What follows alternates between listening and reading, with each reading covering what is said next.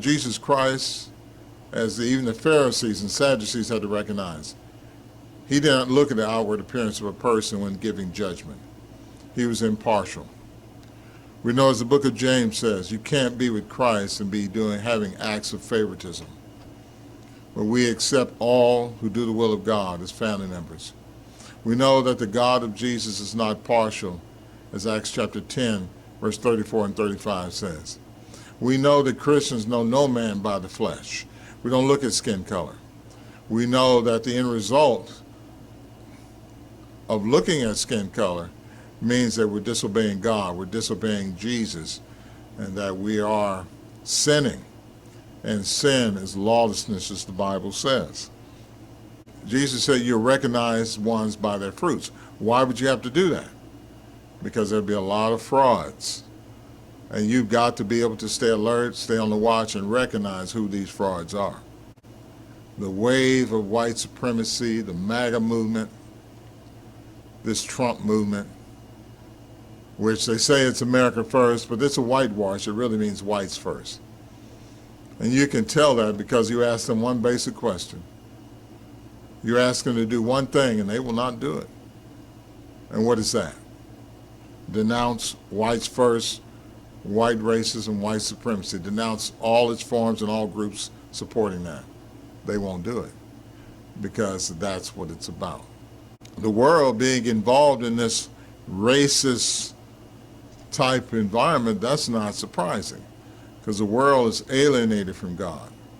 They don't know God, and that's why they're in darkness, and that's why they're suffering all the ailments they have. But for a person who claims to be Christian, and yet they're tag teaming with this effort, their churches, their individuals, they're there, and even citing God as a basis for it, this makes it easy for a true Christian to know who you don't want to be around, who you don't want to be with. You can have a member of your family trying to support this thing. What do? Well, you try to help them understand.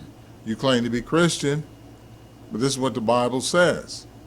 If they're unrepentant after your several attempts, as the Bible says, you don't associate with them. It's 1 Corinthians chapter 5. We don't associate with such people because they're bad associations. The Bible says bad associations spoils with habits. What if it's a church that's firmly behind this?